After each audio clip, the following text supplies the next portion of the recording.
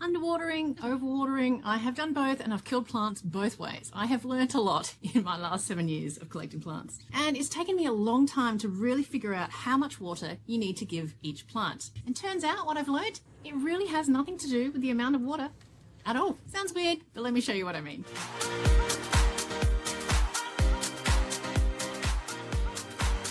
Okay, so I want to bring you to this plant here. Hello.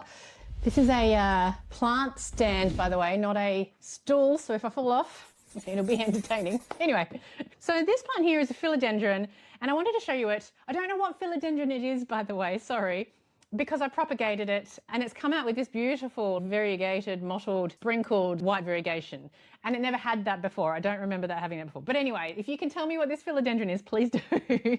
But the point is the pot. Now it's in a clear 20 centimetre pot. I really do love clear pots because it shows me what's going on inside to a point. You'll see what I mean.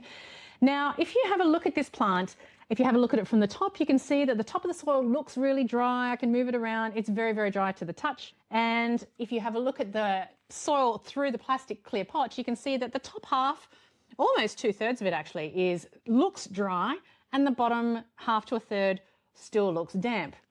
But just by using your eyes and checking the top of the soil, it's like checking if a cake is done by just touching the sides. You don't know if the middle is done or not with a cake.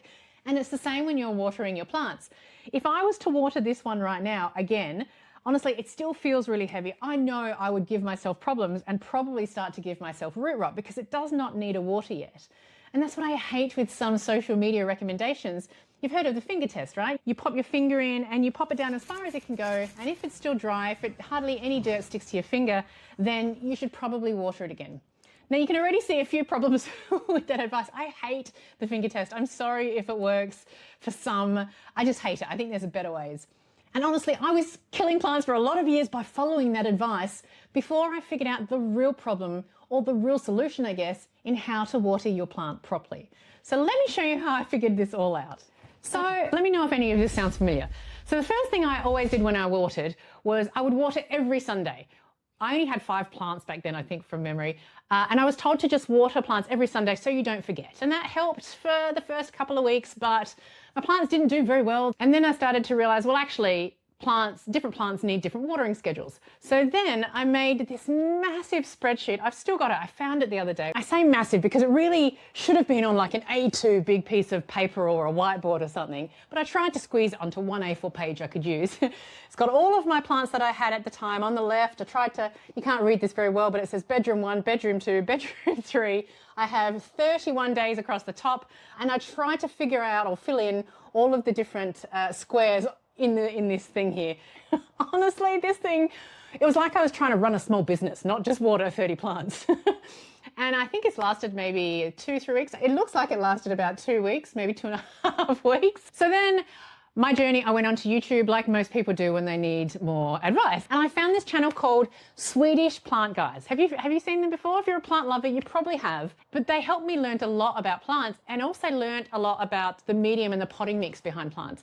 Honestly, I would binge watch their channel sometimes until midnight, like under my covers.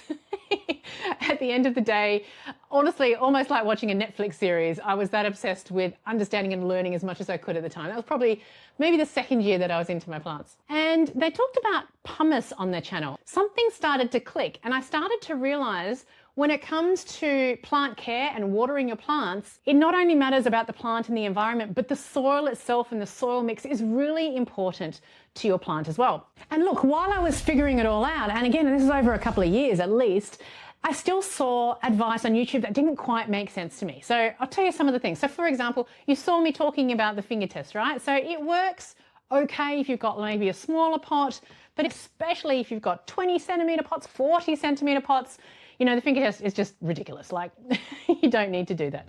You can use a chopstick or a piece of wood, a thin piece of wood like a kebab stick, and you need to pop it into the soil. But if you're not popping it all the way down to the bottom of the soil, then again, it's not going to work for you because you'll only measure half of the potting mix. And again, if you measure this half and you only get the chopstick down to half a pot, then it's not going to give you the right reading. So make sure you're using a chopstick properly. And also when it comes to water meters or moisture meters, I do love a good moisture meter, but a moisture meter can lie as well. You might have had an example where you've come across that you've put the moisture meter on the left and the moisture meter on the right, and it might have given you a couple of different readings in a couple of different spots. What that is telling you is that it just hasn't been watered or drenched all the way through properly, and it's only a bit spotty. So you probably haven't watered it properly when you're watering your plant, and so that's not helping you. You probably looked at the moisture meter, thought it's lying to you, and thrown it away. So that's not helpful either. And don't get me wrong, now I know a lot better. I've got a lot more experience behind me. But even after all of this, I do sometimes water without checking first. I'll just think to myself, yeah, it's been 7 days, it's summer, and I'll water again. That's lazy, but life happens. We all get busy. That's fine. But it doesn't help, especially if there's a source underneath catching the water and that plant has been sneakily sitting in water. And then I'll lift up that pot after I've watered it again, and it feels like it's just sitting in a lake or a pool. I'm like, great job, Ange. And to me, that's just a reminder to make sure that I am watering in the right way. It just makes me slow down and actually look at what's happening or look at what I'm doing with my plants. So after 7 years, honestly, or almost 8 years now of trial and error with plants, learning about my watering, it's really only been the last 2 years this has fully clicked into my mind. So I want to show you exactly what I finally understand after all of these years, and I'm going to show you by example outside. Okay, so I've got 2 pots here. I've got one here that has my homemade kind of DIY potting mix.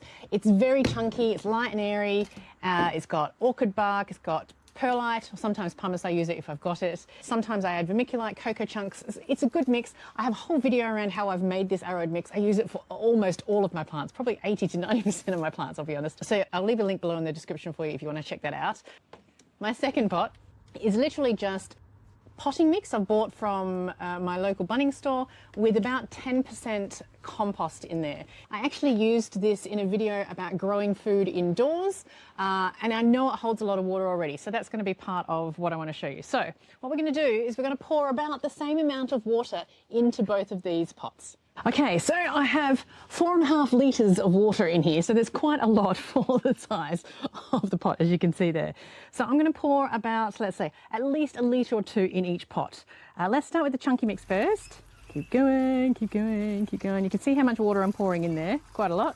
It's a good litre at least, right? And you can see it's all running through very, very quickly. Right, now I'm going to do the same thing for just the potting mix and compost. Right, you can already see it's holding a lot more water. It's not running through as easily. But even if you just looked at the difference in the way the water poured, you can see already that the chunky mix had the water run through a lot quicker, right? And I probably poured more water into my chunky mix than I did the potting mix alone.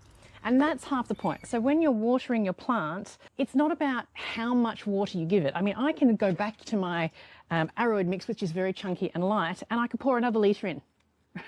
Right now I've got a plant in here and I'm pouring another litre in, let's pretend, and it's still all running through.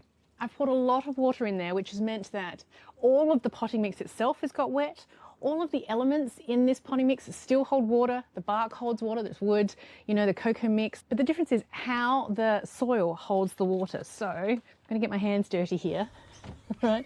So this is how you can see it's still kind of falling apart in here. My hands, my chunky mix is still falling apart. It's all wet, you can see it on my hands, but it's falling apart. Whereas this one, if I squeeze it together, it sits like a ball. It's holding a lot more water, it's a lot thicker, it's a lot clumpier, and what it's becoming is much more sludgier.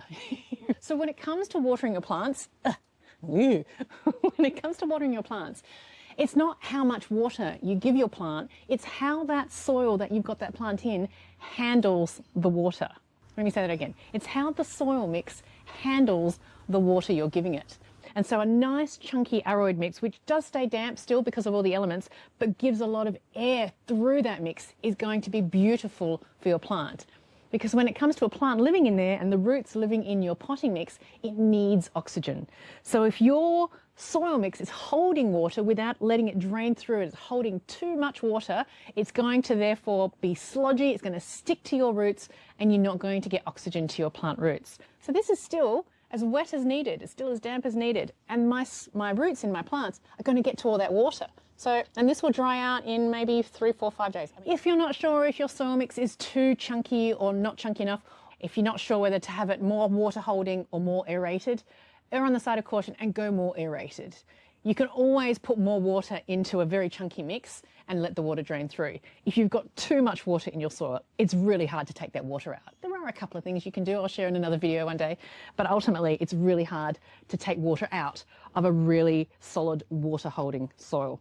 So yeah, after 7.5 years of looking after more than 300 plants, I have 300 plants in this house. I've watered so many plants so many times, I don't even think I can count.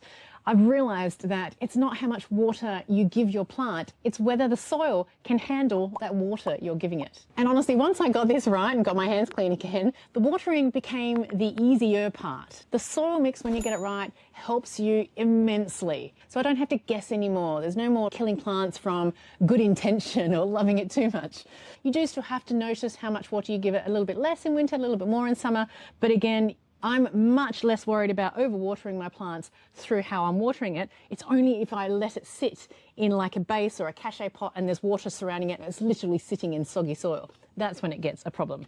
So like this is soggy, really scorchy, really thick. Oops, see? It's disgusting. This one drained out. So that's proved my point. That's disgusting. It just holds water too much, that one.